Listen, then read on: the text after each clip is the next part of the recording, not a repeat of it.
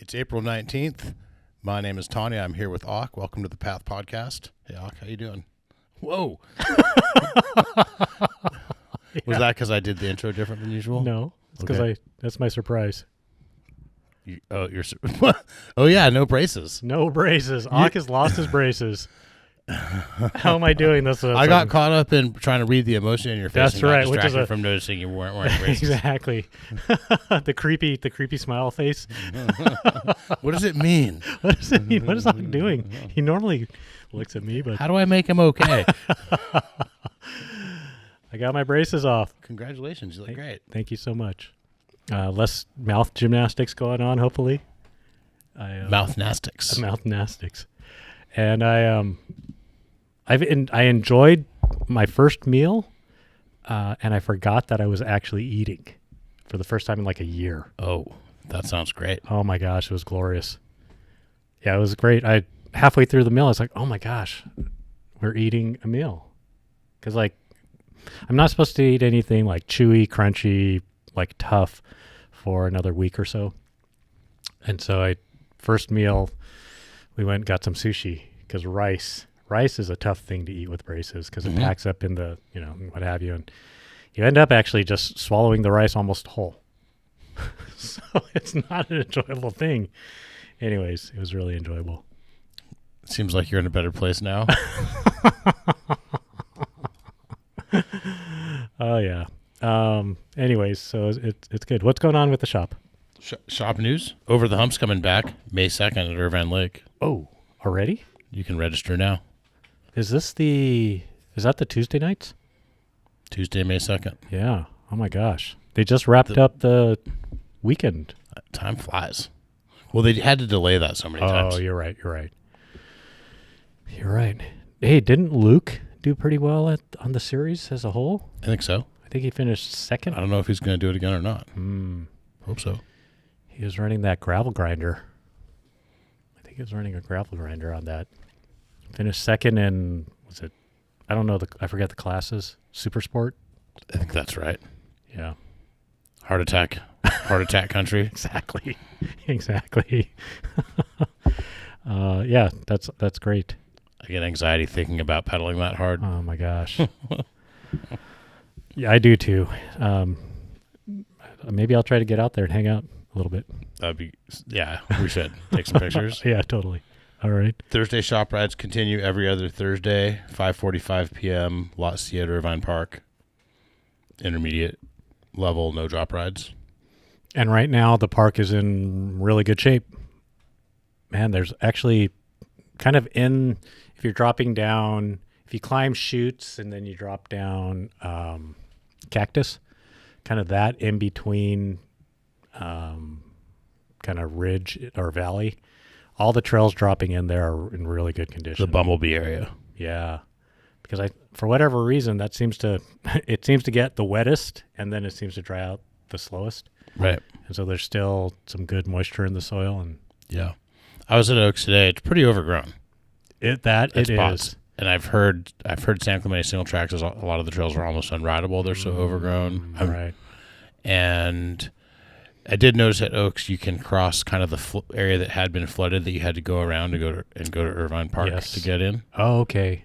That's kind of pretty passable now. Oh, you barely get wet. Okay. The water's real shallow. Oh, right. Not gross. From Irvine Park into, if you're riding towards chutes. Yeah. I agree with that. How about over by the dam? If you rode over the dam. Yep, that's dry, sandy. Oh, great. Sandy. Right. It's looser than it was. Okay. Yeah. There's a lot of looseness over there. Right. Loose sand. Dawn Patrol, every other Tuesday at 8 a.m. and Women's Wednesdays are back every other Wednesday. Right. And we have an e-bike ride on the calendar now again. May 7th, San Clemente at the dog park, 8:45 a.m. Roll at 9. Got it. Intermediate e-bike ride, no dropping. Isn't that kind of weird to say no drop on an e-bike ride? It's interesting that you asked that because we had an e-bike ride. It was our first e-bike ride we've ever had. That was like a shop-sanctioned e-bike ride. Right. And we had to not drop people. Even on the climbs? Mm-hmm. Oh, interesting. Yeah, it was a good experience for me. Yeah. So a couple of customers that I recognized from the shop, really nice. Okay, two things going on here. One fella had very new to the sport, and like just being out there moving around was a lot for him. Sure. And then another had a shuttle SL, so they were not full power, and they were on a full power group e-bike ride. Got it. Right. But I would say, e-bike, you ride for 2 or 3 hours, and if you're not used to being on your bike for 2 or 3 hours, that's a lot. That is. You're right. Even if you got all the ease. Maybe not a full power lightweight, bantamweight e-bike. You think that wouldn't make you tired? I think if you're not used to just being, I agree, moving, yeah, for that long, and I think bike riding, like a lot of new skills, it doesn't matter the amount of effort you're putting out. Anything new, that type of endeavor, you're just tired because it's foreign. Like you're trying really hard to do simple things, and you're just really tired from trying hard. Yeah, and a lot of people would be. My fitness is pretty low. I'm at the point where probably after an hour and a half just walking, I'm tired. Right. So some trail work days coming up. We have Saturday, April 22nd, the West Horse Thief Trabuco Canyon Trails in the Cleveland National Forest. That's fantastic. That's big news. And you can message us if you want more information on that. That's not for everyone. That's kind of a remote situation. But if you know that area and value those trails, because what Keith is trying to make happen, and shout out to Keith and hats off and kudos and anything else he wants, because he's the man. He's working hard to get West Horse Thief and Trabuco back open. It looks like he might succeed. And it's not just Keith. Yeah. But I know that he's a big part of making that happen, and deserves credit. What are the dates on that again?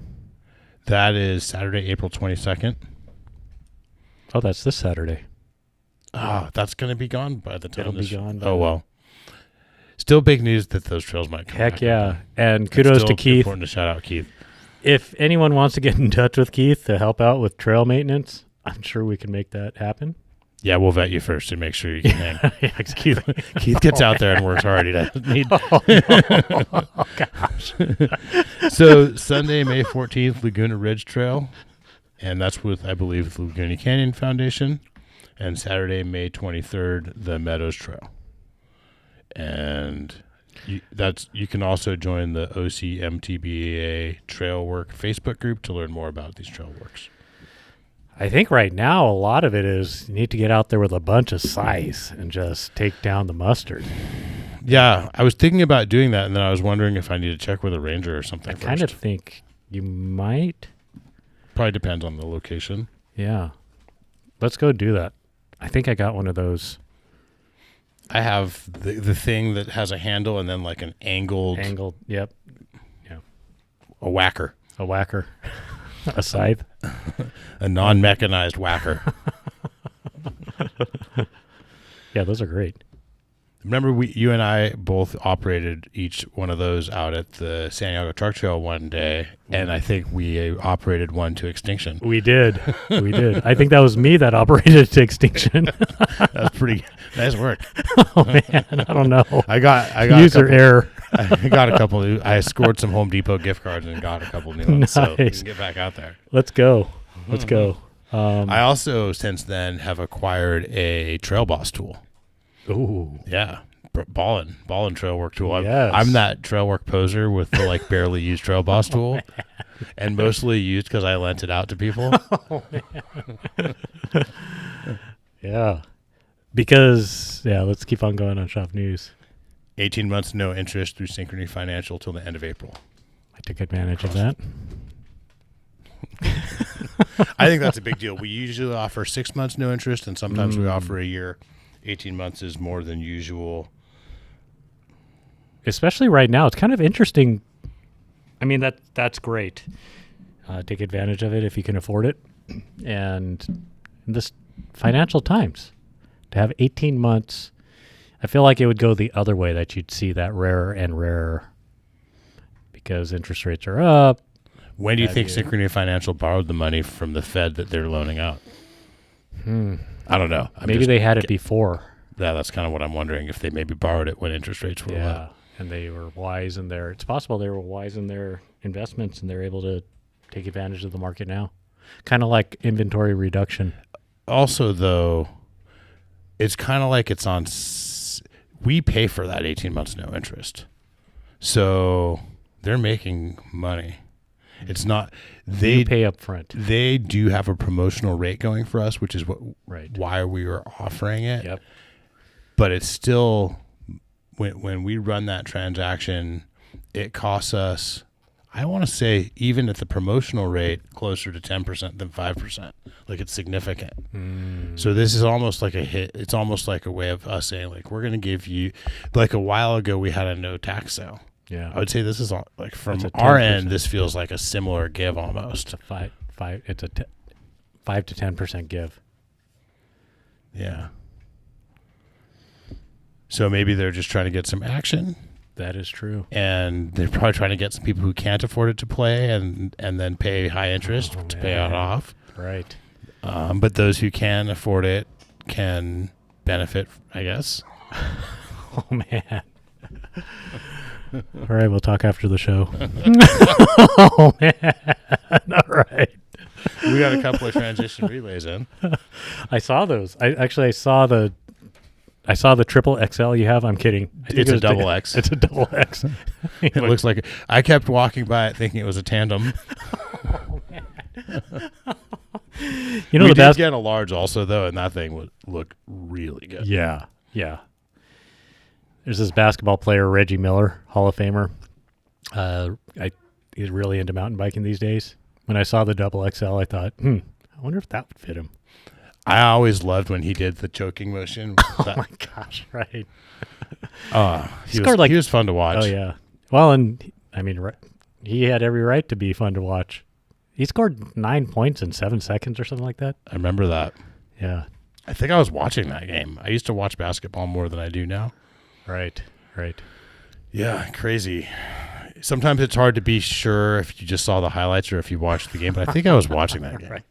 Well, I've gone back and I know I wasn't watching it, but I've watched the YouTube clip of that. And so every time a team is down by like 9 points with more than 7 seconds, I'm like, game's not over. Anyways. Yeah, Reggie Miller. You got some fans over here in Tustin. Drive down and check out this double XL relay. Yeah, we'd be stoked to see you, Reggie. We'd love to have you as a guest on our show. Yeah, totally. That would be fantastic. we would do our best to not fanboy too hard on you. Right, exactly. Can you bring Cheryl? Your sister? It would look like we weren't fanboying. Right. Sunday, April 30th, Mountain Bike. Speaking of celebrities, Sunday, April 30th, Mountain Bike Allen's having an event to celebrate some milestones. 30,000, I would think. Oh my gosh! So, 8:30 a.m. Lot C at Irvine Park. Ride with Mountain Bike Allen.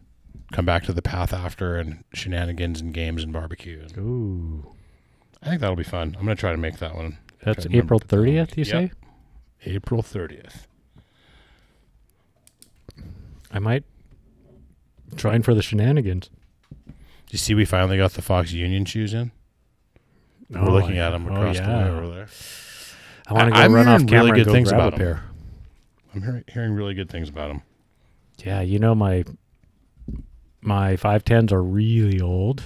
If you're gonna go grab a pair, that's cool. I'll talk about the upcoming moving sale while you do it. So a lot of our listeners know that we're moving the Tustin shop down the street. And we're getting to the point, start watching for moving sale promotions, which will be exciting. As in stuff that we don't want to move to the new location will be priced to not have to move to the new location. Here comes Auk with the new Fox shoes. I've got a collection of product. These are the clipless, and these are the flats. What do you think? Ooh, I like them. Ooh, the shape, the whatever, the Convex shape at the bottom. Convex sole. Yeah, it's kind of interesting. I wonder if that's by design. Are you talking about the toe kick? Actually, this part Oh. here. Yeah, I see it now. So most shoes have more of a flat, like kind of sole. It's a kind of shape with the foot. These Unions have kind of like a convex shape. Like they're going to cup the pedal a little bit. Yeah. They seem really light for flat pedal shoes. Yeah, these are really interesting. Feels like a protected toe box, synthetic, like a synthetic outer, which is nice. I like that. It's got a kind of a hydrophobic vibe. I bet they don't Yeah. absorb too much water. I agree. Reinforced toe. Yeah, I think the rubber on my 510s, my shoes are so old that the rubber is starting to get hard. I've had them a long time. I didn't even know that was the thing. Like it's like not as gummy as it used to be. Remember when we had the Intense 510 shoes? Oh yeah. Yeah. Way back. Oh my goodness. Do you have a pair of those? No, I don't think I do. I mean, I did, but I think they're disintegrated. Yeah, I'm gonna have. I better watch out because I'm gonna start bragging about how old my shoes are, and the soles are gonna rip off of them. Come unglued. Oh, 510 Freerider Pros. Yeah, Good ones. these are actually my favorite model of shoes. It's gonna be hard to decide. Auk is wearing them still. I am. Yeah. Okay. So cool. I think that's most of the news that we have.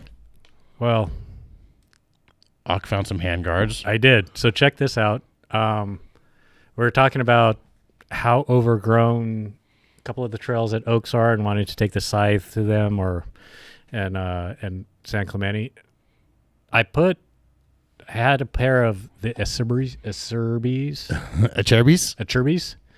put on Acerbis. Acerbis. And I probably totally messed Acerbis. And they really help. I Nice. think it's what the cool kids do too, right? that up. Oh, total cool kid move, shred signaling all the way. Yeah, for sure. I got the black pair, but these are the white ones. It's interesting. It's a composite mount, and I was looking at. Maybe we'll take a picture of this later. The screw that tightens the mount onto the bar. I think it's a Phillips head. Yeah. It's like a really fat Phillips head that you might expect for a screw that needed a lot of torque, but I don't think this needs a lot of torque. Yeah.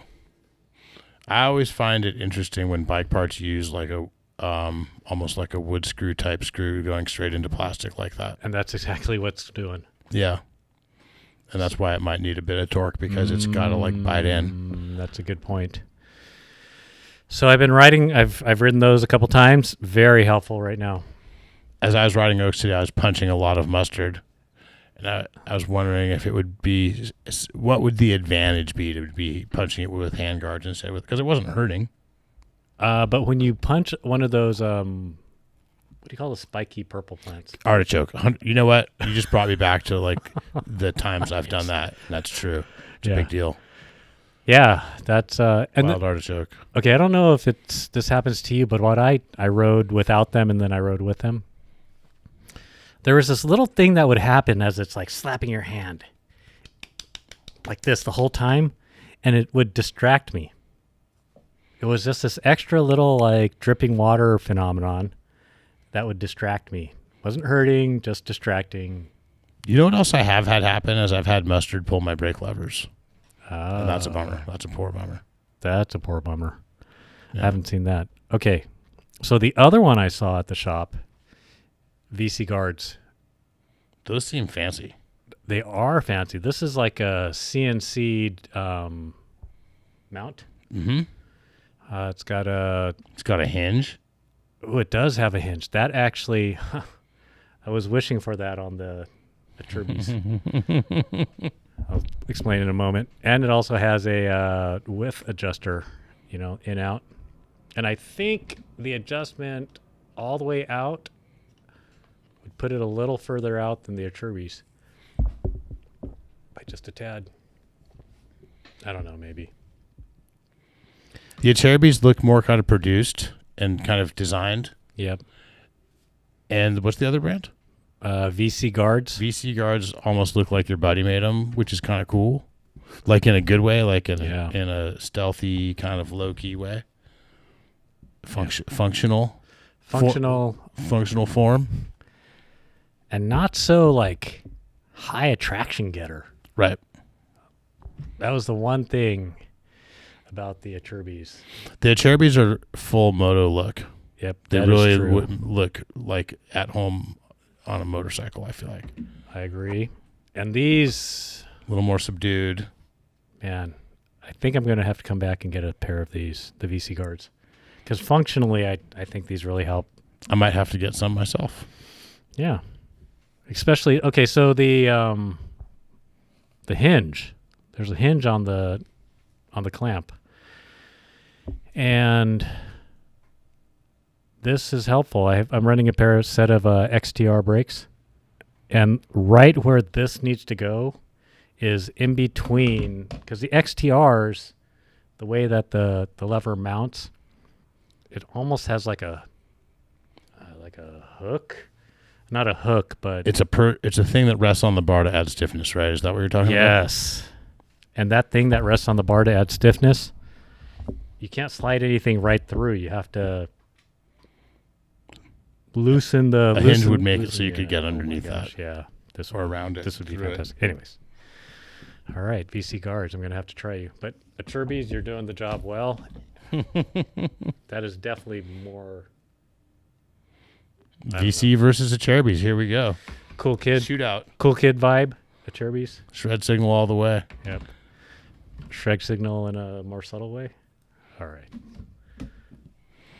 I like it.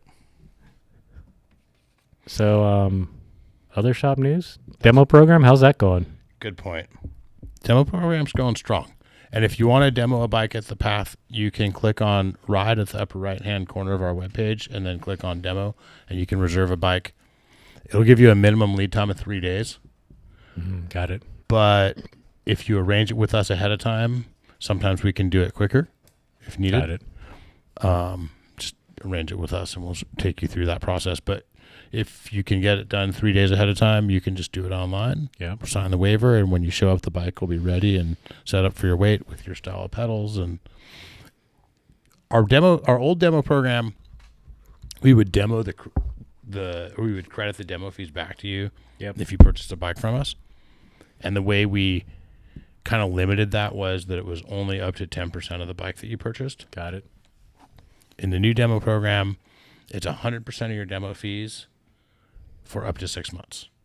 Oh, man. You could demo bikes until you buy a bike. So when we were designing the program, one of the things we're doing is how could this get taken advantage of? What would that look like? And you gotta limit the time. We kind of asked ourselves,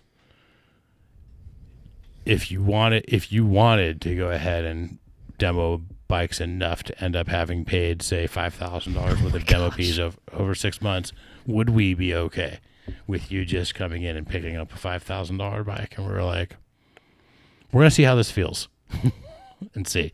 Maybe. I mean, so right now, if someone did that, they could do that. And if we don't like it, we'll change the program in the future. Yep. Somebody should be the first one to try that. I'm not going to, the fees are not inexpensive. The fees are designed to keep the bikes here for people who are actually interested in demoing them. Yep. And so for a really high-end e-bike around $10,000, it's $275. Yep. And that's to pick it up one day and drop it off the next. Yep. So you could get a couple rides in. And for the less expensive tier of pedal bikes, which like aluminum like SLX level type bikes. Got it. It's $125 for one day to the next day. And we don't do a hourly. It's pick it up one day, drop it off by closing the next day. And we do have some breaks for 3 days and for a week and so forth. Did you say that was an aluminum e-bike? No. So an aluminum pedal bike, basically maybe like a $3,000 retail bike. Okay, totally. As of right now, the e-bikes in the demo fleet are all $275. Yes, and they're all shuttles, LTs and SLs. Those are Shuttle SLs. LTs and shuttle SLs, most sizes. And I really want to take both out myself. I do too. We should do it. Yeah. We should take out the LT and the SL and trade off. Trade. That sounds fun. Yeah. And then we are adding demo bikes all the time too. This is so fantastic. Yeah. The demo program. Yeah. Exactly. I'm excited about it. People who demo bikes before they buy them, there's a lot higher satisfaction rate on the purchase and a lot less kind of hindsight and regret. Right. And that is exactly what we need. I mean, that's what gets people to refer their friends to us and to come back to us for the next purchase is when the purchase goes well. So things that make the purchase go well are good for us. Yeah. Okay, here's another angle on the demo all you can for 6 months, and that entire price or demo fees goes against Demo purchase. to buy. Demo to buy. But I think what that also does, you've got 6 months to figure out what gear you need. And so I think that 6 months of figuring out what gear you need is an easier landing. Because sometimes I hear like people come in, they want to get a bike, and they're like, "Oh my gosh, I just had to pay an additional $500 or $600 and shoes and shorts and a shirt and a helmet and gloves and all these things." And pretty soon you're into it for, $500 or $600 in one drop. But if you get to demo it, then you get to kind of figure out, okay, what do I actually need? Does Auk's like tip on Dickies and $20 compression shorts? Is that actually workable? Yeah. Yeah, it is. I think it is. if that's who you are, but you might be that person who gets out with people who have butt pads, aka chamois. That's right. And you might get some FOMO. That's right. And so you'll end up riding PattaGucci, full PattaGucci. Ah, gooch. That's not a bad thing. I had a guy. Not a bad thing. I had a guy walk up to me the other day, and he saw my Patagonia flannel, looked at me, kind of felt the feel of the fabric. Ah, gooch. Oh, He said, I cracked up. Gosh. Oh yeah, I do have my gooch, but it is with my other. Yeah, plaid on plaid is not the right move. One of the things what I meant to when I said we'll see how it feels is how when that happens, how much of the time did we end up buying kind of like a drivetrain and tires and and brake pads for someone along to help them buy a bike? Because in other words, how much did they really ride it in 6 months? Because there are the people who would and could do this are outliers, right? But someone who has time, especially with an e-bike, could put a lot of miles. Serious amount of miles. They could get 3 rides in. Yeah. I guess maybe That could be. maybe there's a if you look really closely in the fine print, there's something about how many thousands of miles you can.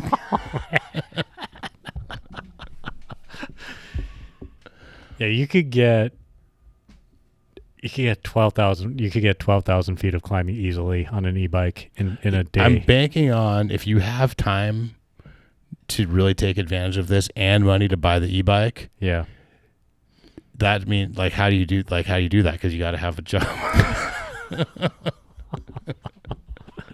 And also, hopefully people are hopefully not too many people are looking to really take advantage of the situation. Right. But maybe maybe that person who rides at 12,000 feet in a 24-hour period is a person who you've gained a customer for life. Yeah, even if it changes our demo program for the next try. No, we'll see. My honest opinion is that, picking up the bikes and dropping them off, it takes time too, and people value their time, and we'll see. We'll see. Well, the other thing is if even if you did that, if you did it every day, that the demo fees add up pretty fast. Maybe we can afford the drivetrain. I don't know. I mean, in 10 days you'll be at $2,700. We'll in see. 20 days you got 20 days in 6 months. That's once every. Oh man, that's once every 3 days you're picking up a bike. Or someone pays the weekly rate. Also, what's the weekly rate? I don't remember off the top of my head, but it's probably $500 a week or something. That More. actually, if somebody was if somebody wanted to move towards that, sorry, I think that's the move. Yeah. Yeah. Rent it for a week, ride it, bring it back. You do that a couple times, a few Yeah. times, 10 times over 6 months. A little over once a month. That's a lot of times to the shop, though. Yeah. 1.5 times a month to the shop. Hopefully people take out 3 or 4 bikes, realize what bike they want. Yeah, and then that's how they go. I had a kind of a fun reminder. I you know how there's these kind of these landmarks or these spots on the map that you always end up coming back to. Mm-hmm. And one of them at the Path is like, hey, we love talking features and, you know, geometry, head angle, reach, weight, travel. And we love talking about kind of words like enduro and free ride and down country and all this.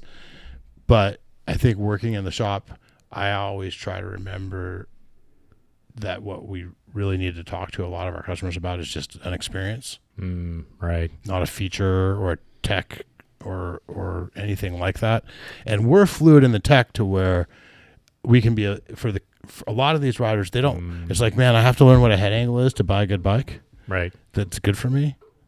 So for a lot of our customers, and really in a lot of cases, even for people get lost in the techno jargon. and I think and you maybe mistake, what is it? You mistake the forest for the trees or something. I don't know. Right. But the point is, we've been talking in the shop about the reminder to focus on an experience. And right. I had a moment in the shop the other day where it really nailed it really brought it home for me, because it was a young fella, I think he was like 11, and his parents, really nice people in the shop, and they're shopping for a bike for the kid, CJ, and the parents were kind of talking like maybe it's a trail bike, maybe even kind of like a shreddy trail bike, right. kind of like maybe a heavy duty trail bike even. Right. And I can tell that this kid is invested in the process. He's not just going along with his folks to get a bike. Right. He kind of I can kind of see in his eyes that he has a ride fantasy, right? Right. So we start talking, me and the kid, and he starts telling me how he wants to cover a lot of ground, and he wants a bike that covers ground easily, and how he's going to maybe race in the high school league. Oh, right. And pretty quickly the conversation shifted from trail we were shreddy, looking at like Orbea Occam and maybe a Rayon even type Right, bike, or a Trance X, or maybe, right. and wondering if a Trance X was enough because they live in Laguna, and like what trails in Laguna are they going to ride? Gosh, right. And then all of a sudden it became really clear. He got an Orbea OE's cross country Rip bike. Yeah. Not the OE's trail or anything. Oh wow. He did want to make sure he got a dropper post. And, Sure. And one of the things that was really cool too is there's people, 11-year-old kid knew what he wanted. He had done his research. No, I wouldn't say so much that he had done his research, but he had a ride fantasy that was his ride fantasy. Yeah. And he had an identity as a mountain biker already. Wow. Right. And he knew who he was. And it was cool. I think his folks were really stoked to see him get to express that, and kind of like almost like a development moment for him to for sure, and for them too as put parents, that out there in the world, not just to his family and everything. Totally. I was really into it. So I had a similar experience. I sold a bike, the Process X. Nice, congratulations! Thank you so much. Mine's for sale still. And there's there's youth out there whose ride fantasy matches the Process X. Oh yeah. And I almost thought you were going to say that this family was the one who bought my Process X, Brandon.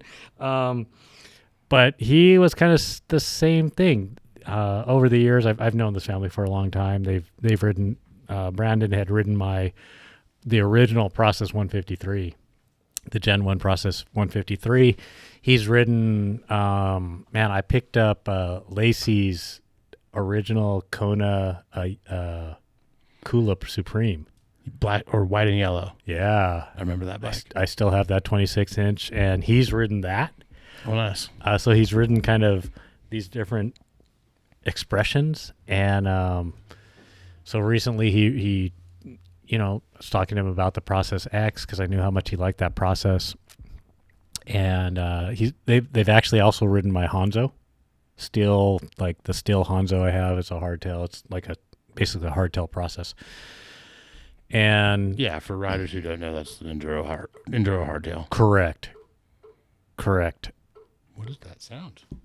I'm sorry, we need to interrupt the story. Is that the bug zapper down there?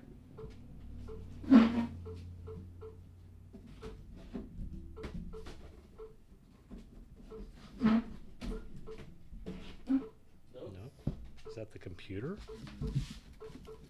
My bad. Maybe that's... Oh, it's pushing on a key. I got it. Okay. So on the contrary, or not on the contrary, a different ride fantasy, like I wasn't sure is Brandon's ride fantasy like more hardtail with a slight like trail oriented, but man, I'm good friends with the mom and dad, and they're like, Eric, that Process X, that's all he can talk about. That's like his dream bike. And so I let them take it. And sure enough, I get a picture of it's in the house, all nice and cleaned up. And so it's interesting to see the younger riders taking ownership of their own ride fantasy. It's special for a bike when it gets to be an in-house bike. That's right. I said, hey, I won't blame you if you sleep with this thing, right? And sure enough, but I think to your point, it's nice to be part of that process. Thanks. That's funny. So you have you been in the shop lately? Like working more hours in the shop as opposed to outside of the shop? A little bit more lately. Not a lot more. I try to work about 10 hours a week to maybe 20 in the shop, and I try to keep it at busy times. Right. And I try to just participate, and the excuse I use to do it is, well, I'll back up. The other day I was in the shop and I was catching up with an old friend. They're like, "Oh, you're here." And right. I was like, I'm probably here more than you think, but not as much as I used to be. Right. And I mentioned to him, just coming to the shop and participating and is kind of still my favorite part of the job. Right. And the part where time goes by fast and it's fun and I don't have to clamp down on myself and I don't have to use discipline to be motivated or anything like that. Right. And it was funny. I heard myself say that and found myself kind of thinking about that over the next week or two. Like, okay, so that's true. Like, kind of like reflecting, like, is that your truth? Like, yeah, it is. Right. And then, okay, so is it good that you have it set up this way then, where that's not really your main job? Oh. Right. And I kind of was thinking that, and there's a lot that goes into that. But I think a big one is that it's good to challenge yourself and get out of your comfort zone and not just do the type 1 fun. Right. But let some of your work be type 2 fun. Right. Right. Which for me is sitting alone in front of a computer and following up on communication and filling out forms and reading insurance policies and planning for the future of the path and stuff like that, right? So, and building process and building infrastructure, I would rather come into the shop and maybe do a bike fit workshop with the crew, and then help some customers find their dream bike, and maybe like think through some interesting problems that work, like join in a conversation about how we're tackling a difficult problem in the workshop. And like, it's so interesting because for a long time you had to be here full time. Right.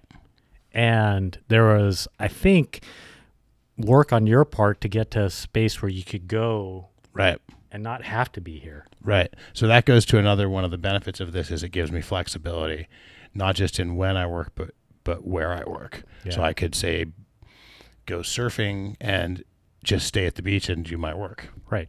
For example. Right. So which is awesome and definitely worth giving up some of the stuff I love for. Right. And but the big the big reason is I don't think I get to work at a shop like the Path if someone like me isn't doing the other thing. Right. And I haven't. And I'm the only one that's doing it right now. So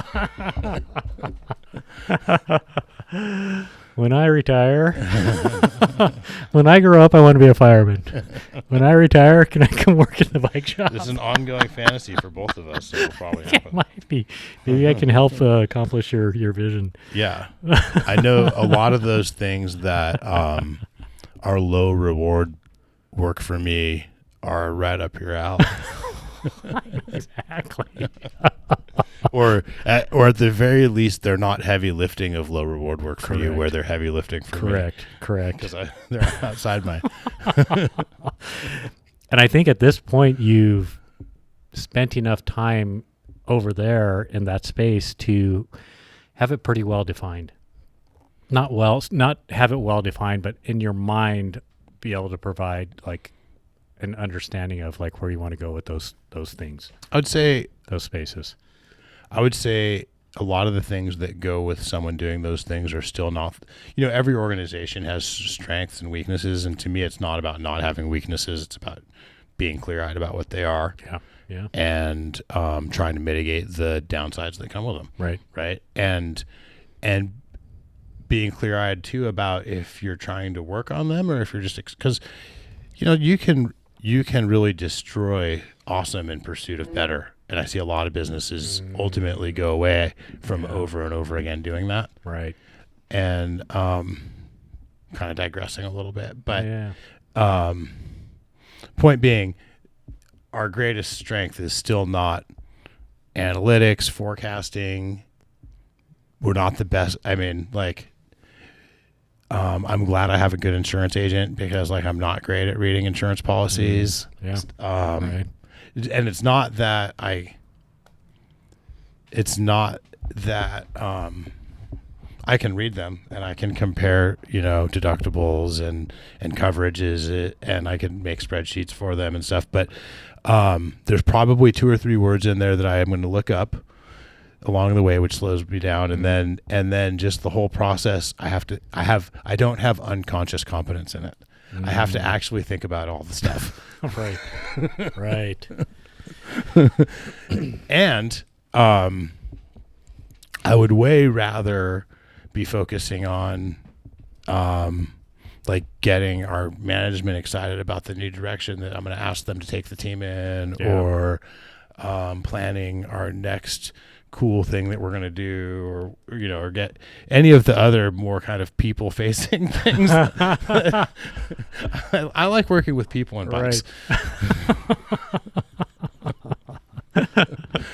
I also enjoy alone time solving difficult problems in front of the computer. But for me, the more rewarding part are the kind of sorting out the complex kind of operational stuff. Yeah. And even that is, I gotta sit myself down pretty firmly and make myself do it. Right. How long have you been at this? 24 years. That's another reflection I had recently. Half my life. Oh my gosh. I had that realization the other day that the Path started half a lifetime for me. Oh my gosh. It's kind of crazy. And so I've been married half my life. Right. These halves are huge. It's a big deal. It won't happen again. Oh, yeah, right. Yeah, anything that we start now, we won't make greater than half. Yeah, almost for sure not. The next milestone is like twice as long as I was not. Right. Good point. So man, that is kind of insane. You've worked at the Path for half your life. You know, when I started the shop, I was 24, Yeah. and I thought I was old.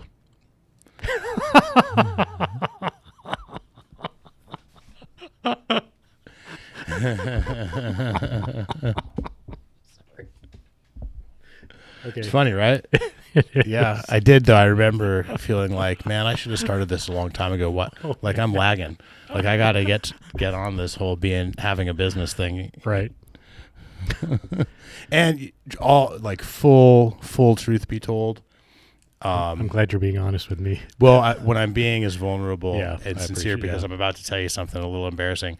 I had a slight prideful, like, I'm going to be good at this, and I should already have shown that I'm good at this. Oh, at 24. Yeah.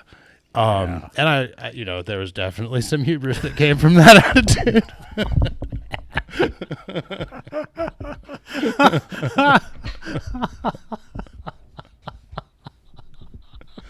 Yeah.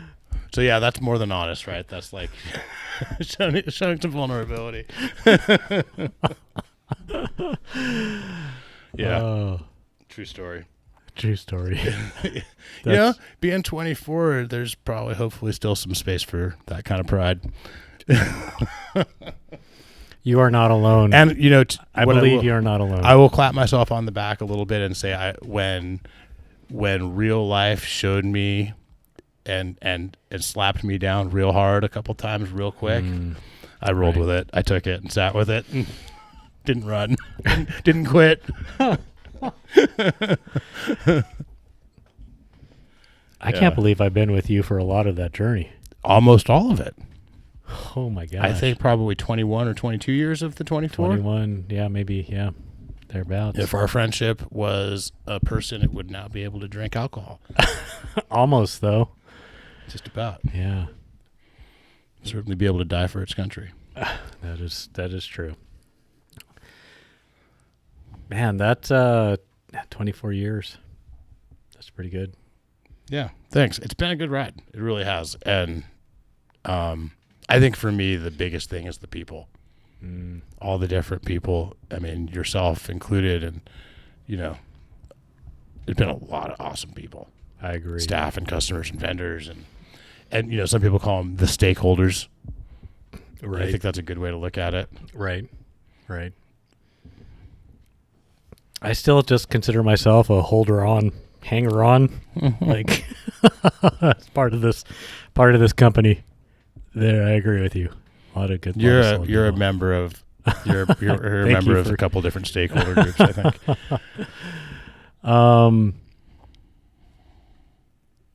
So let's see. Man, this is great. Demo program's going well. What's interesting? I'm such a giant homer right now. Should we talk about how you came to buy a Rise and left with a giant? We can. So Auk came in the other day, and he was like, correct me if I'm wrong, I think kind of where you're at was, I think I'm going to buy a Rise right now, but let's make sure I don't need to buy a Trance Elite. That is true. That is very true. And we started talking pros and cons. Yep. And pretty quick, it became apparent that the weight was what you were concerned with the Trance Elite. And I appreciate that. And I would have brought my spreadsheet. But it looked like a notes page, So you had a spreadsheet for this? I kind of did. Was the Shuttle SL on there? It was. Okay. But yeah. So, anyways, Rise, and Tani asks, why not a Trance X Elite? Which I think they have a lot of the same benefits. They do. I think the Rise's strength is for sure that it's lighter. It is. I think there's a weird kind of, does it have more range? Because it does have more range if they're both at full power, but it maybe doesn't really have more range to speak of if you run them at the same power. Correct. Because the Trance has 85 Newton meters. It does. It has that new Sync Pro 2, and it's not detuned to run lower power. So right. Or lower torque, 85 versus 60 Newton meters. So the Trance has the Sync Pro 2 by Yamaha running at 85 Newton meters, has a new tech 400 watt hour battery. It's lighter. So we pretty much got to the point of like you wanted the mixed wheels. Yep. You were interested in Maestro. Yep. We both pretty much. So the suspension design is actually maybe bigger than I had, is more important than I had originally kind of envisioned. Yeah. And we ended up putting the bikes on the scale. Yep. We put 2 bikes that had roughly the same price point on the scale. Yep. And the Rise was a carbon based Rise 2023. Had I think it's like a 400 watt hour battery. It's the bigger battery because I think it comes with I think it's bigger than 4. It right. might be 450. Right. Because they're not all the same right now. And so it has the optional bigger battery in it. But the batteries are close to the same size. Yeah, and so the Trance that we weighed it's a 400 watt hour battery, new tech. Both have a really slender down tube. They look, if you don't know what you're looking at, you would mistake them for like bikes, push bikes. And yeah, the Rise was maybe 2 pounds lighter. I think it came out to about 2 pounds, just just over lighter, 2 pounds, right. or right at 2 pounds. Yeah, so 2 pounds lighter. So we're talking in that. I think the lightest Rise is touted at 39 pounds or something like 36. that. 36 is the claimed pounds. weight and that's with a Fox 34. Oh, right. I don't know if I'd ride it with the 34. I mean, you can get it really light. That's true, but I don't think that you would prefer to ride it with a 34. Correct. My Ride Fantasy doesn't have that riding at a 34. So, and 34s are not very shred signaling either. I was riding my Trance today asking myself, do you want a 36 on this because you need a 36 or just because you want a shred signal? And then I bottomed it out all hard and you need wink, a 36. wink. Yeah, exactly. Exactly. Yeah, so it's like a couple pounds differential. So I ended up going with the Trance Elite 2, Trance X, how do you call it? Trance X Advanced E plus Elite 2. Well done. Oh my gosh, I think I got that right. I actually wrote it down. I wasn't reading it, but yeah, Trance X Advanced E plus Elite 2. Yep. And yeah, it's not a cheap bike. I mean, no e-bike is cheap. It's $7,200 retail. The trim kits, everything from, and the Rise is equivalent, everything from a $14,000 retail bike, which has all the carbon bits and all the factory this and factory that, live valve, everything. So, and that's supposedly a 39 pound or thereabouts. I think that's about right. Yeah, I think that's what they say that is. So anyways, so I walked out with that, but I moved parts over from various places. So now it's running reserve carbon wheels, reserve 30 30s. SLs or just regular 30s? Just regular 30s. Okay. So What hubs? 350s. Okay. DT Swiss 350. So it's not the lightest version that you can, but it's respectable. it's light. respectable. For an e-bike, they're light. They are. It's got an EXO cassette, which is actually pretty big. That's a lightweight 12-speed hub or 12-speed cassette. Yeah. And that's probably saving half a pound, I'm guessing. The cassette cassette compared itself, to a GX or compared to like I think what comes on it is a SX or NX. Yeah. Yeah. Okay, I could see that. And so a couple 100 grams. Let's see, what else? So that's actually the biggest, the wheels, because the wheels that come on that are Shimano, going to geek out here. MT400 hubs with alloy rims and the like. So those are fairly burly. Those Heavy. are heavy, yeah, heavy. But definitely on an e-bike, hey, they're great. They're going to be durable. They're probably tough, but they're heavy. So when all is said and done, I've got XTR brakes. So it comes with Two piston, 4-piston XTR brakes. I sincerely believe on e-bikes you should not run 2-piston brakes. Yeah, I guess that's a thing. 200 millimeter rotors, Kirby's handguards. How much does it weigh? 44. Okay, so it's 44.7. But that I think the rise was 43. The stock. The stock rise with no pedals and no handguards. So if I were to take off the pedals and the handguards, I think it'd be pretty close. About 1.25 pounds. But if you put your parts on it, there'd probably be still roughly a 2 pound difference, give or take, maybe. Probably, yeah. So I think all things considered, it's a 2 pound difference. Give or take. Yeah. But what's interesting, oh my gosh, okay, so the differences that you can't make up, one, it's MX, so mixed wheel size, which I actually think makes a difference for me with very short legs. On very steep aggressive makes a difference, and all the differences that we've talked about in the past. Let me see. The other difference would be the suspension.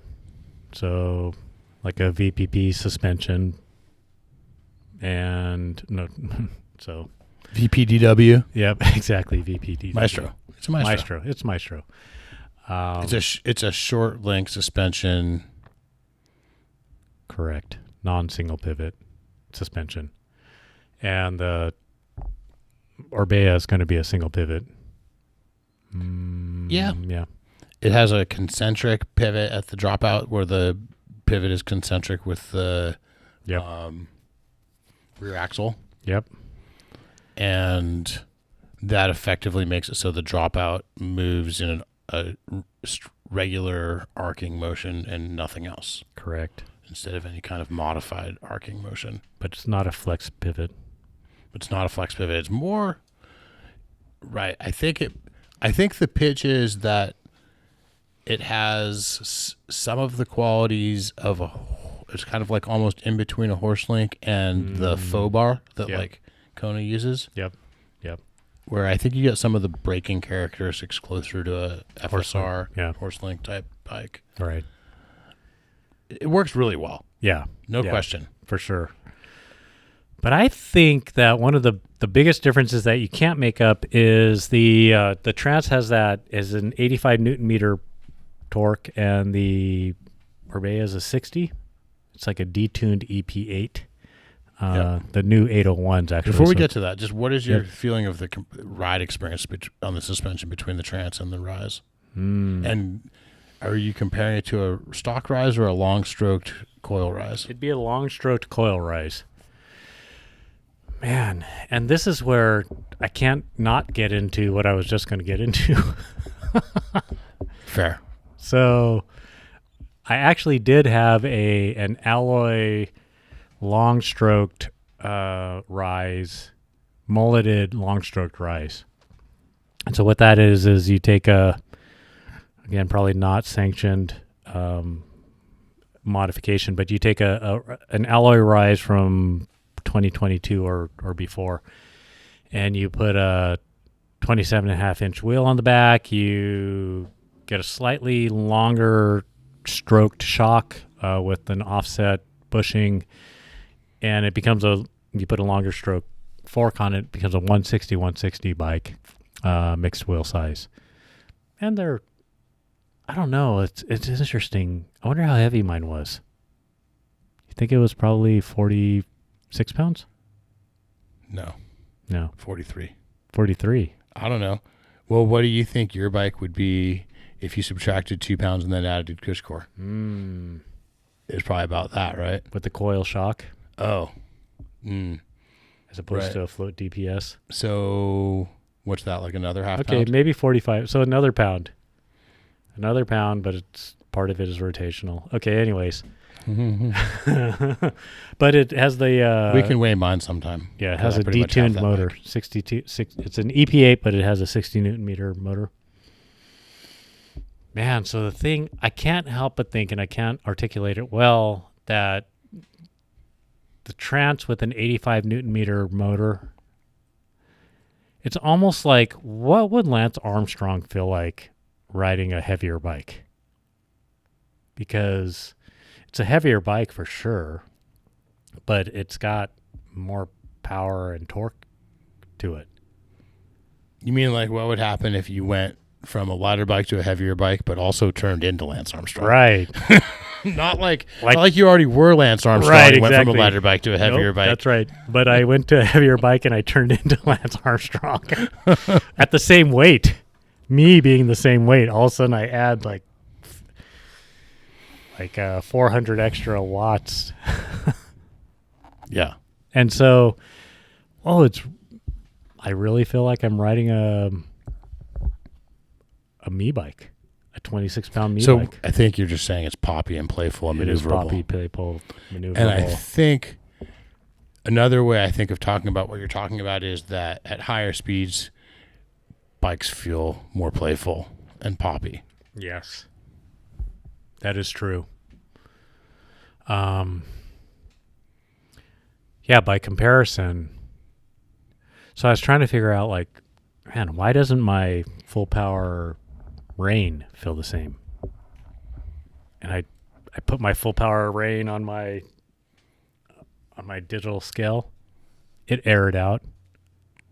I think at 55 pounds is the error. Right. I'm guessing it's 57. Yeah, or probably. 58. Maybe even. I think Zach's is 59, size large with CushCore and some heavier stuff, maybe. Yeah, so it's probably 57 or 58. So we're talking 13 pounds. Yeah. With the same motor, essentially. Yeah. Which is like 20% too of weight. Yeah, yeah. And so, and less travel, so it pushes back. Like you don't have to push as far into it to get it to pop. Right. So not just on the climbing. It's so interesting. Yeah. On the climbing definitely feels poppier climbing. But even on descending. Yeah.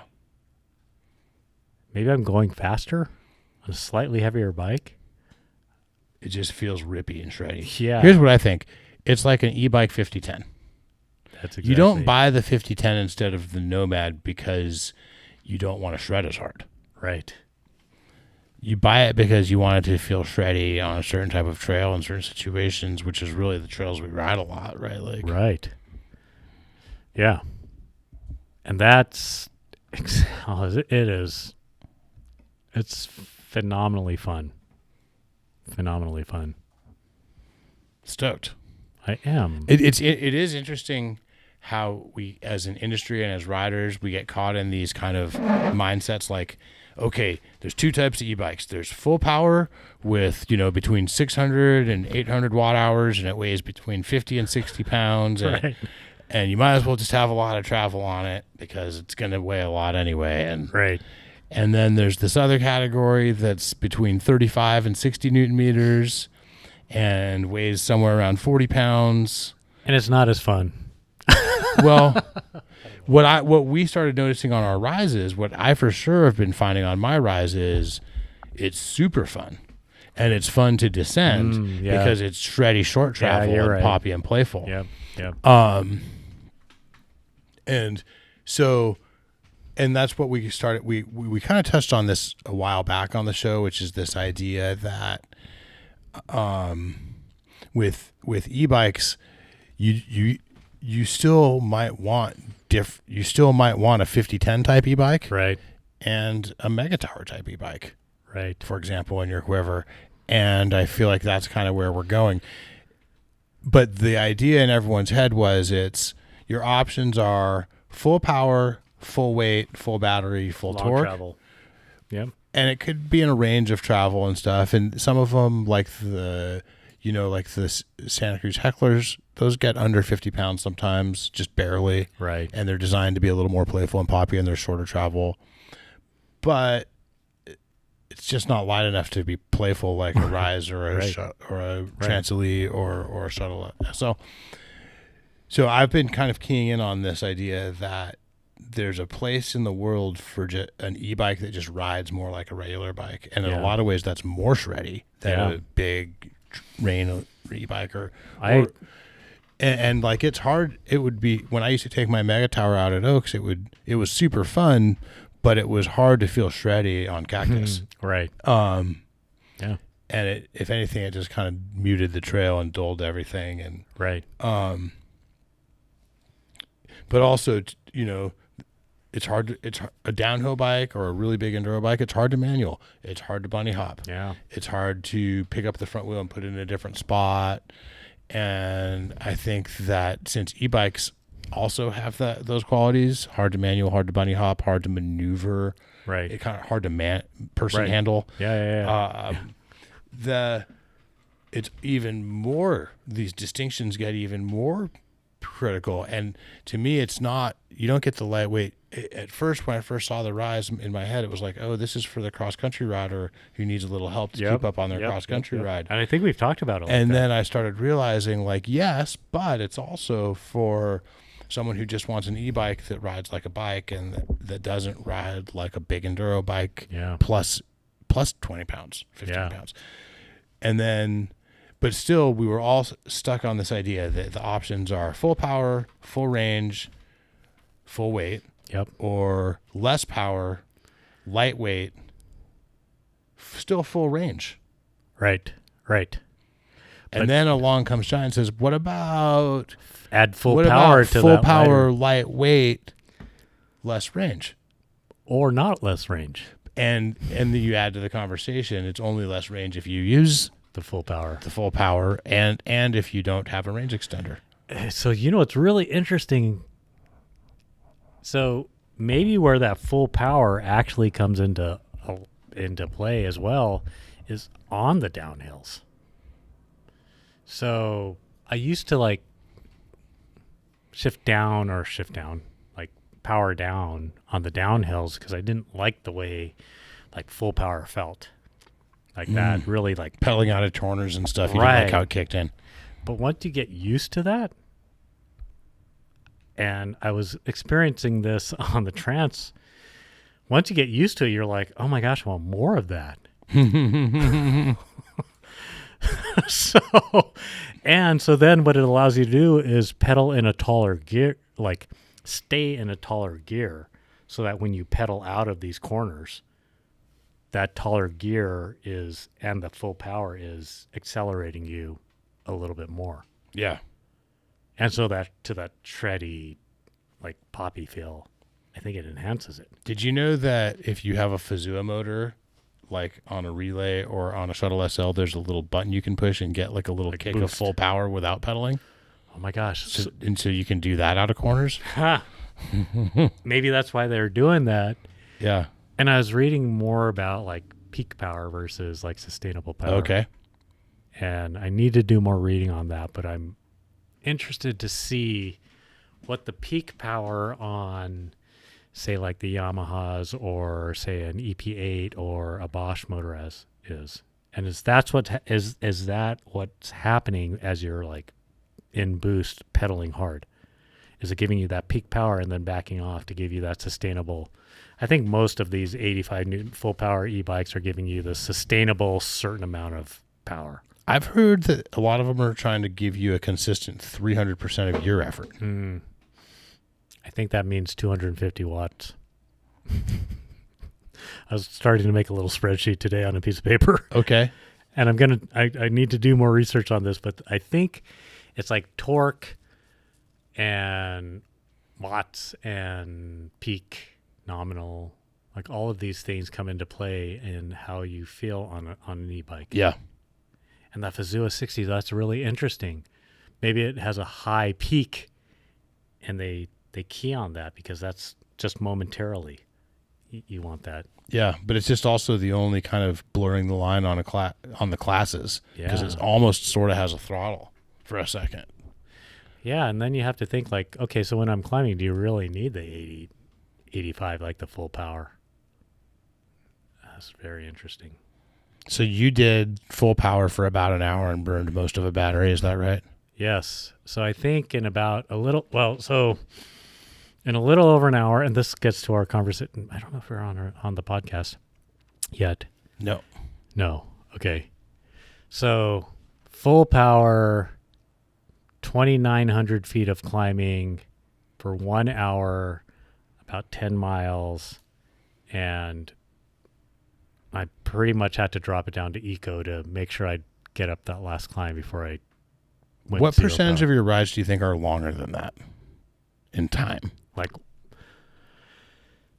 I would say 1 hour with 3,000 feet of climbing. That's a pretty good ride. It's intense. Yeah, right. Like, what percentage of the time when you on a ride do you need more? Would that have not been a full ride for you? So, like, I think what we were talking about right before we got on the show was, is everyone going to maybe that 3,000 feet actually happens over an hour and a half or an hour and 45 minutes for a lot of riders. Yeah, I'm talking about time on the trail. Because I would say an hour for me, almost half my rides are that short. Yes, I agree. And I would say about half my rides are longer than that. Yep. I would totally agree with that. And so an hour at 3,000 feet is fantastic. If I were to ride with a different group and say, I was kind of thinking about this, man. I think on a group ride, that's 2 hours because there's all the regrouping. Exactly. And like you would be on a And group maybe ride, I'm you would riding be at- able to I'm put not it boosting. in a group ride, you'd be able to put it in lower levels because there'd be people who are 30 pounds heavier than you. Right. Who would be next to you in the higher levels. And Right. I think that has a lot to do with it. I also wonder, how about this? Take you out of the picture, but let's Right. just say random rider, decent strength, weighs about 150 pounds. Right. Another random rider, decent strength, weighs 200 pounds. 200-pound rider on a 59-pound bike, 150-pound rider on a 44-pound bike, Yep. or maybe the 200-pound rider's on a 55-pound bike. Right. Yeah. So the lighter rider with the lighter bike at 60 newton meters and the heavier rider with the heavier bike at 85. I wonder how they compare on a regular mountain bike climb. I bet it's not that far off. Yeah, I agree. And I realized this the other day. I rode with somebody kind of in that situation. And at 60 newton meters, I think your bike could go 2-3 hours. I think so. That's the next ride I need to try. And 60 newton meters is still plenty fun, as we know from our rises. For sure. Yeah. Or And- for the other half of your ride, you could get a range extender. Well, and the thing is, like, I think what might actually make that ride funner is full boosting on the downhills. So with our Rain or almost any other bike, for about half our rides, we're carrying around about 2 pounds of extra battery that we don't need. And on this bike, you leave that at home until you need it and bring your $500 200 watt hour range extender. Yeah. Totally agree. And I realized this is happening. I rode the other day with somebody we were both on e-bikes, and I'm like, oh, dude's on an e-bike. We're going to like cruise 2,500 feet in an hour. I was on my full power, full heavyweight Rain. I was like, man, we probably have 2 hours. We're probably going to go 4,500 feet. And 2 hours later, we're at 2,700 feet of climbing. Yeah. So you were on a no drop e-bike ride. I was on a no drop e-bike ride. I was like, oh my gosh. It was a lot of fun. I mean, don't get me wrong, it was a lot of fun. But it was a different experience than I had anticipated. So, Yeah. yeah. But I think for some riders, the downhill of 6 runs at a local trail network is a lot. yeah. Yeah, just doing the downhill. If they were shuttled to the top and just had to do the downhill of that ride, it would be a lot for some riders. Yeah. See, and this is where I think these light. I started calling them bantamweight e-bikes, full power bantamweight e-bikes with a range extender, because you'll be able to get 8 or 9 of those with the poppy, shreddy, like 8 or 9, like downhills at a local ride. I think at least. So with the range, but you need the range extender. Yeah. So that seems really attractive. Hey, Giant, if you're out there, can you get those new range extenders soon? I'm told they're about a month away. Okay. Yeah, because I think they're actually going to work on the 2022 Reigns. I know you don't. We might be a little different here. I don't know what I think about that. I was looking at the same adapter works on the 2023 Trance that I just picked up and my Rain, which is a 2022. The same charger? Same charger. Okay, then maybe. That's what I That sounds right think. then. Yeah, but we'll see. Good times. Good times. Bobby Neville. No CushCore. Okay, so what sacrifices should I make? Weight to performance. I'm thinking CushCore in the rear wheel On your Trance Elite? on my Trance Elite. Like cross-country CushCore. I vote CushCore Pro front and rear. Wait, what? Hold on. Actually, what tires are you running? EXO. But what width? 2.4 on the rear, 2.4 Minion on the rear, and a 2.5 Minion on the front. Oh, CushCore Pro. I vote CushCore Pro in the front for sure. Oh, interesting. Possibly CushCore XC in the back Yeah. for the rebound damping qualities on the front tire for control. And I feel like on CushCore's site, the XC doesn't seem like it's suggested for tires over 2.4. Got it. And I think it's because it doesn't take up enough of the volume. Got it. Right. It's so interesting. So then I was trying to think, like, is there a coil rear shock? Is a coil rear shock or an X2 worth the weight penalty, quote, weight penalty over a DPS? I'm definitely of the opinion that the CushCore is more worth the weight penalty. Right. I'm so taken with CushCore. I agree. Yeah, so that's actually the next move. Like the amount of added control, it's almost like I feel like in a world where there's CushCore, it's dangerous to not run CushCore. Yeah. I mean, I'm not running CushCore, and I'm running 23 PSI in the back and 22 in the front. Like how it's dangerous to run like old school suspension on your old car, like you should get like modern dampers on your collector's model, whatever, your 50s muscle car or whatever. Right. It compared to CushCore, not CushCore feels that much less controlled to me. To like it's like in a world, I don't. Okay, so I was kind of thinking about this too. So when my first ride on the Trance, like they mounted up the wheels tubeless, and they just obviously pumped the tires up to like 32 psi or whatever. And so I rolled the bike out to the trailhead, and I didn't have a pump, and I'm like, I don't have a pump to figure out the pressure. So I did the thumb test, and my thumb test is terrible. It's not very accurate. You don't have a lot of confidence in your thumb test. I don't, right. I have weak a lot of it is just confidence. I have weak thumbs, though. It's really hard. So, but you can calibrate to that. That's true. Pushing but down you do have to be able to create like a deflection. Yes, and I can do that by pushing my thumb with my palm on the. Nice. So do you ever do two thumbs at once? No, I actually do my thumb and then I push with the palm. So that's the way I get the deflection. And so I aired the tires down and I felt like, okay, that feels pretty good. But when I got home and I actually put the gauge on it, I think I underinflated. And so I was getting that ging, ging, like a couple times. So because you're used to CushCore. I'm used to CushCore. CushCore all the way, man. What fork do you have on there? Fox 36? It's a 36. What year? 2023 Okay. Performance, but it's got the 3-position. Is it the Grip 2, not the Fit 4? Yeah. I really want to try a fork with buttercups. Yeah. Which would be like a 2023 SRAM, Pike, Lyric, or even They're super impressive. Yeah. I am riding. Zeb. Yeah, a Zeb with buttercups. Yeah, that would be impressive. I feel like A Zeb with buttercups. A Zeb with buttercups on this. That might be the move. Yeah, I feel like the added control that I get from a coil shock is noticeable, but not much past noticeable. Where the added control that I get, especially from the front CushCore, is like mind blowing to me. Oh, that's interesting. Like, Yeah. and the rear CushCore, it's also pretty mind blowing, but I just care. Front wheel traction front wheel traction in corners is so everything, right? Like, Yeah. and also just front wheel deflection is so bad. Right. Right.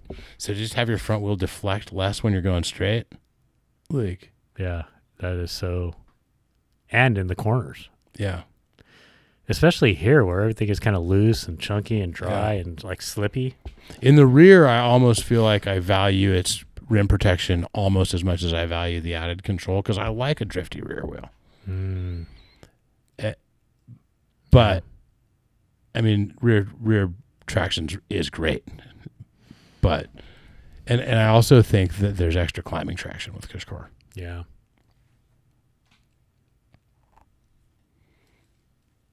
To me, I feel like the CushCore on the rear, the coil on the rear makes the bike feel more balanced. Like overall less chattery. Maybe because I wear glasses, I don't know, but overall. No, I would agree with that. And so to me, I value that less chattery a lot. And I think that's where the CushCore could make up over the coil. Yeah, I think CushCore is even more or less chattery. Yes. And so would you rather do CushCore and DPS or coil non-CushCore? And if you had to choose one or the other, what would you? CushCore. CushCore, yeah. I agree with. And because right now I have to run 23 or 24 PSI in the rear to keep it from like pinging. And I have some spies trying to find out if cross-country racers are running CushCore too still. I'm pretty sure they are. That XC, maybe even some new version of CushCore, like a slightly trimmed down version of an XC CushCore that's not quite as thin as a gravel. Interesting. There is a big downside to CushCore. I have never walked out with a flat before. Oh my gosh. And it's been rare that I've ridden, or put it this way, it's been a long time that since I've cut a ride short because of a flat.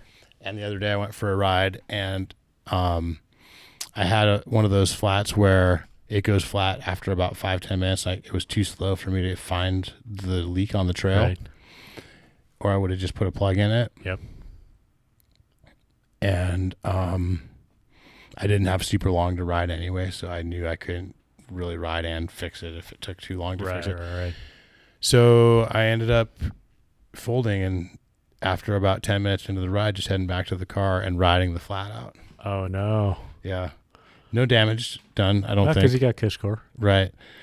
And then, back in the racer days, you would occasionally ride a flat out of a race or something, Right. and everyone knew that you Whichever side you flatted on. Right. Like if you flat the rear wheel, you like get all your weight up over the front and ride the totally. handlebars. We've all done that. And it took me like a couple minutes to remember. Like I was kind of paying off because I was like, oh yeah, you got to get your weight up over the handlebars. Oh man. So that becomes like a pretty good workout, but also it's a good reminder of how much weighting the front wheel creates traction.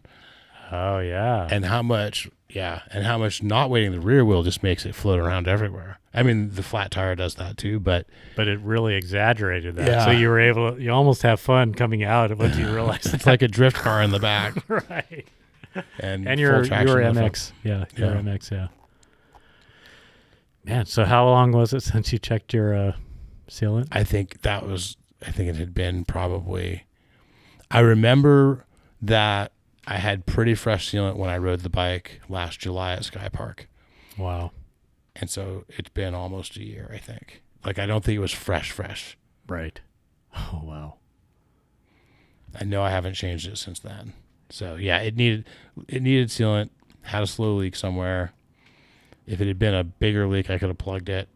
But now you have to replace the tire? I have to Maybe? inspect it, but I think maybe I just need to add sealant and Oh, inspect nice. my rim tape and stuff. Right.